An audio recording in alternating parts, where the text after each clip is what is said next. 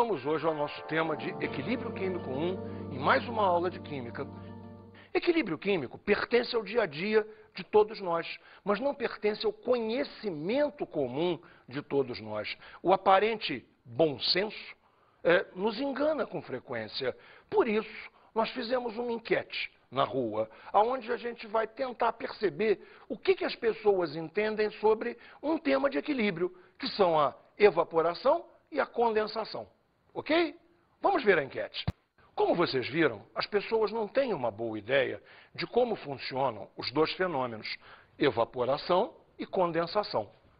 Temos aqui dois copos inteiramente semelhantes aos que foram usados na enquete. A diferença é que um copo não tem tampa e o outro copo tem tampa. Repare, a evaporação ocorre identicamente nos dois. Nesse aqui a água evapora, nesse aqui a água evapora também. A água não sabe que tem uma tampa. Qual é a diferença deste, então? A diferença é que a tampa permite o fenômeno da condensação. A água evapora, moléculas de vapor d'água batem na tampa, obviamente por dentro, e retornam ao meio líquido, ocorrendo a condensação. A condensação, neste caso, não ocorre. Entenderam, então, como funcionam evaporação e condensação? Vamos agora analisar com mais detalhes o equilíbrio evaporação-condensação. Bem, pessoal, vamos então analisar um gráfico que vai permitir que a gente compreenda melhor o equilíbrio entre evaporação e condensação. Veja lá no gráfico. Você tem no eixo vertical velocidade, enquanto que no eixo horizontal você tem tempo. Repare só. Aqui eu tenho na linha vermelha velocidade de evaporação e na linha amarela eu tenho velocidade de condensação. Repare, por favor, a velocidade de evaporação ela permanece absolutamente constante. Não há motivo nenhum para que ela varie. Os fatores que fazem evaporar são basicamente temperatura, que permanece constante, e a superfície de contato, que também é a mesma. Consequentemente, a velocidade de evaporação é constante. A linha vermelha permanece o tempo todo. Agora, repare, na linha amarela você tem a velocidade de condensação. Inicialmente, não há condensação nenhuma, uma vez que inicialmente não temos o vapor d'água. À medida que as moléculas vão passando para a fase de vapor, a condensação é possível. Então, repare, a velocidade de condensação sai de zero e ela é absolutamente crescente, crescente, crescente, até que se iguala à velocidade de evaporação. Nesse instante, o equilíbrio é alcançado e nós temos então a seguinte situação: velocidade de evaporação igual a velocidade de condensação e nenhuma delas é zero. Isto é a marca do que chamamos equilíbrio dinâmico.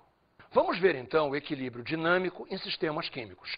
Quais são as características reais do equilíbrio dinâmico? Bem, a mais importante dela nós já vimos no gráfico anterior. É que as velocidades dos fenômenos opostos sejam iguais. A segunda e muito importante também é que o número de moléculas em cada etapa é sempre o mesmo, mas não são sempre as mesmas. Repare, a molécula de água que evapora não é obrigatoriamente a mesma molécula que condensa, mas o número de moléculas da fase líquida e da fase gás são sempre os mesmos. Isso será constante em todos os nossos equilíbrios químicos. Vamos ver uma reação entre gases bastante simples.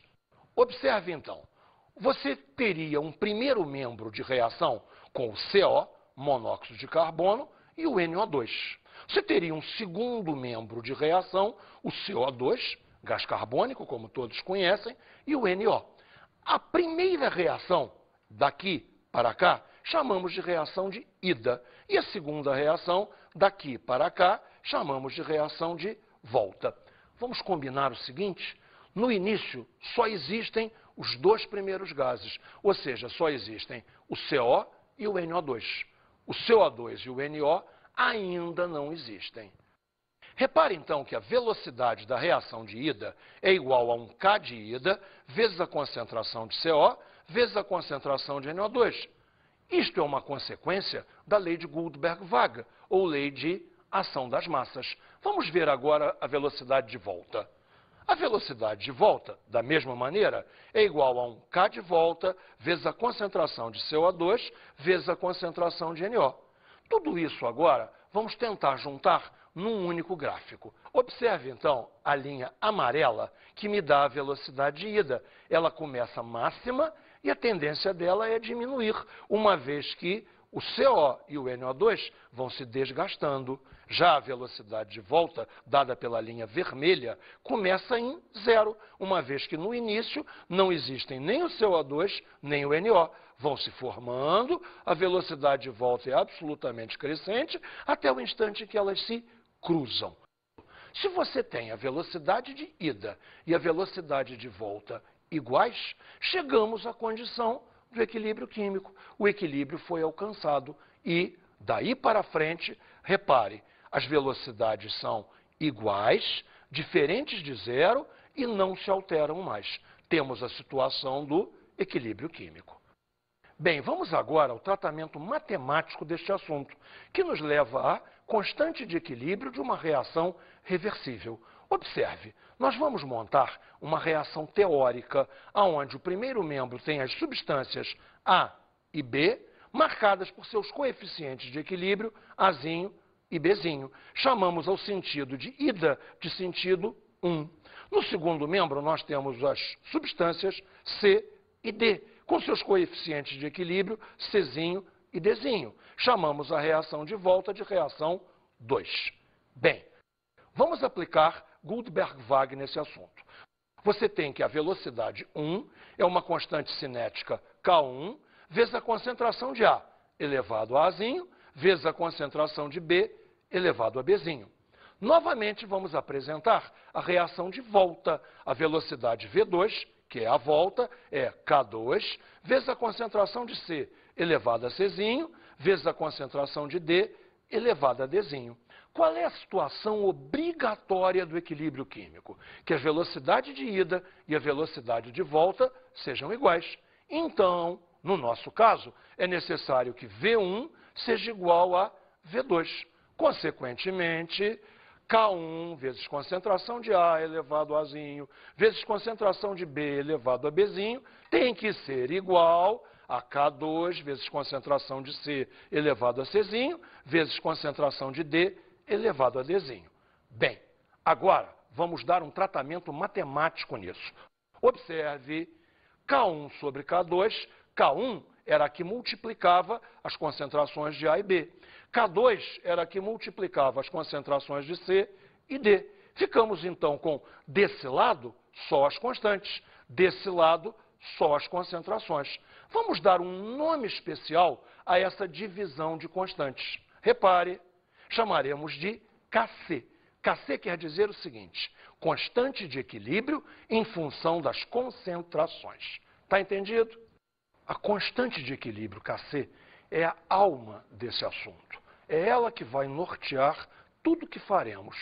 Então, agora, vamos ver algumas observações super importantes sobre Kc. A primeira observação é que Kc só depende da temperatura. Não existe nenhuma outra dependência. Kc é realmente uma constante. Para cada temperatura existe um Kc. E você encontra os valores tabulados para cada reação, um determinado Kc numa certa temperatura. Uma segunda observação é que Kc, por norma da IUPAC, é sempre segundo membro dividido por primeiro membro. E uma terceira e última observação você vai ver nesse exemplo. Note, o primeiro membro é constituído de N2 e O2, ambos em fase gasosa, que se transformam reversivelmente em 2 mols de NO, também em fase gasosa. Consequentemente, Kc será concentração de NO ao quadrado, sobre concentração de N2 vezes concentração de O2. Há um detalhe fundamental agora que você precisa perceber. Kc pode ter ou não ter unidade.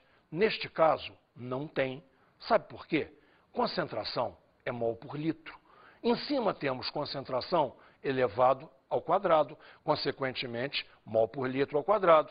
Embaixo temos 2 vezes concentração, ou seja, mol por litro vezes mol por litro. Logo, mol por litro ao quadrado. Corta tudo e, neste caso, Kc é adimensional. Bem, vamos ver agora alguns exercícios resolvidos para entendermos melhor este assunto de Kc. O primeiro deles é o seguinte. Repare, numa reação reversível, A2 mais B2 reversível com 2AB, no equilíbrio temos concentração de A2 0,23, concentração de B2 0,23, concentração de AB 1,54. Bem, a pergunta desse exercício é, então, com estes dados, como calcular a constante de equilíbrio Kc? Bem, você conhece a fórmula. Veja só, Kc tem que ser concentração de AB ao quadrado sobre concentração de A2 vezes concentração de B2. Lembra por quê? Concentração de AB é o segundo membro, concentrações de A2 e B2 é o primeiro membro. Agora, lembra de uma coisa? Nós vimos o seguinte, o Kc pode ser adimensional e, neste caso, é adimensional. Repare porque aqui você tem concentração, consequentemente, mol por litro, elevado ao quadrado, ou seja, mol ao quadrado por litro ao quadrado. Aqui você tem concentração 2 vezes, mol por litro vezes mol por litro. Logo, mol por litro ao quadrado, mol ao quadrado por litro ao quadrado. Corta, corta e temos um Kc adimensional. Entrando agora com os valores numéricos, repare, 1,54 ao quadrado, que corresponde à concentração de AB ao quadrado. 0,23 vezes 0,23. Aqui temos a concentração de A2 e aqui temos a concentração de B2. Temos, então, Kc igual a 44,83. E, observe bem, Kc é adimensional. Então, não tem nenhuma unidade para ser colocada. Observe mais uma coisa. Kc foi expresso com 2 casas após a vírgula, porque os dados assim vieram, com 2 casas após a vírgula. Não teria sentido algum aumentar a precisão. Você estaria dando mais algarismos que não são válidos. Passamos, então, a um segundo exercício. O segundo exercício é bastante mais complexo, eu vou requerer muito mais da sua atenção. Observe o exercício. 1 mol de um composto AB reage com 1 mol de um composto CD. Conforme a reação, AB mais CD, reversível, dando AD mais CB. Ok? Quando se estabelece o equilíbrio, verifica-se que 3/4 de mol de cada um dos reagentes, A e B e CD, foram transformados em AD e CB. Não há nenhuma variação de volume.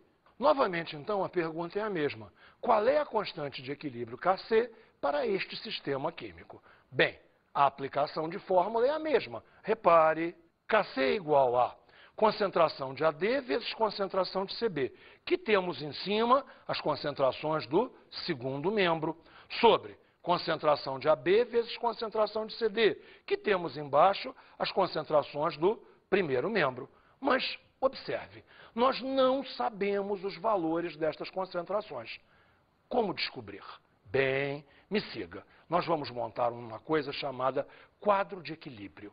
Quadro de equilíbrio é realmente um quadro, onde aqui em cima você tem a reação, ou seja, aqui você vai entrar com os valores das concentrações. A sequência aqui é concentrações iniciais, variação estequiométrica, como ficam num instante qualquer da reação e como ficarão no equilíbrio. Vamos analisar a primeira linha. No início da reação, então, temos, repare, aqui é o início da reação. Toda esta linha será a linha de início. AB com 1 mol, CD com 1 mol. Agora, AD e CB ainda não existem. Consequentemente, 0 e 0 para cada um. Vamos, então, agora ver a linha da estequiometria. Como a reação é 1 mol para 1 mol para 1 mol para 1 mol, teremos X, X, X e X. Ok? Isto é o que reage, isto é o que reage, isto é o que se forma, isto é o que se forma. Tá ok? Repare, então, que vamos agora para a linha do instante qualquer. Como é a situação do AB? Tínhamos 1 mol, reagiram X mols, sobraram 1 menos X mols. Para o CD, tínhamos 1 mol, reagiram X mols, sobraram 1 menos X mols. A situação do AD é completamente diferente. Nada tínhamos, formaram-se X mols, então temos X mols. Para o CB, a mesma coisa. Nada tínhamos inicialmente, formaram-se X mols, então agora temos X mols. Bem, o enunciado do exercício nos diz que 3/4 de mol, tanto de AB quanto de CD, se transformaram nos produtos. Então, repara, se nós tínhamos 1 mol e 3/4 de mol se transformaram, houve uma sobra de 1/4 de mol. Voltamos ao nosso quadro de equilíbrio, então. Para AB, temos 1/4 de mol. Para CD, temos 1/4 de mol também. Já AD e CB, os 3/4 de mol para cada um deles. Perfeito? Logo, no equilíbrio, temos 1/4 de mol de AB, 1/4 de mol de CD, 3/4 de mol de AD e 3/4 de mol de CD. Temos, então, agora as quantidades que precisávamos para calcular a constante Kc. Voltemos à nossa fórmula. Temos a nossa fórmula Kc igual a concentração de AD vezes concentração de CB sobre concentração de AB vezes concentração de CD. Aplicando os números, então, temos 3/4 vezes 3/4, 1/4 vezes 1/4. Todos esses 4 somem e a constante vale 9. Enfatizando por terceira e, espero eu, última vez. Observe que a constante Kc é adimensional.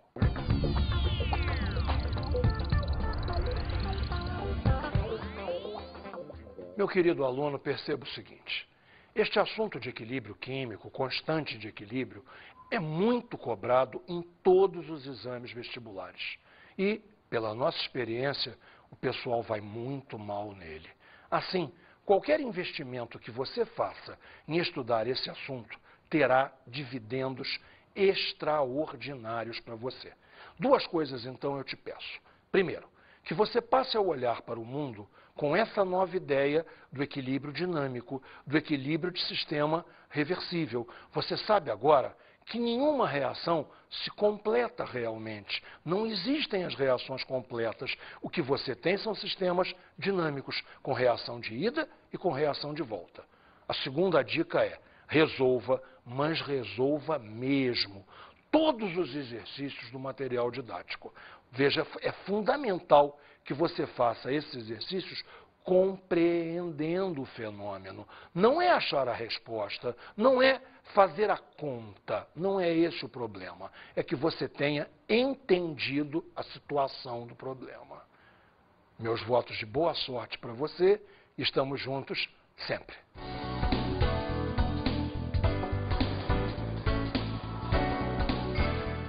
Na aula de hoje, iniciamos os estudos sobre o equilíbrio químico. Aprendemos o equilíbrio evaporação-condensação. Você lembra bem, no copo que não tem tampa, a evaporação existe, a condensação não. No copo que tem tampa, a evaporação existe. Claro que existe, mas a condensação também. Por isso é que o nível da água não se altera. Também vimos observações sobre Kc.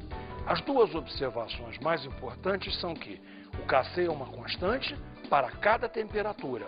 E a segunda é a convenção da IUPAC, que você tem sempre Kc como sendo segundo membro em cima, primeiro membro embaixo. E também o quadro de equilíbrio. Você lembra? O quadro de equilíbrio é fundamental.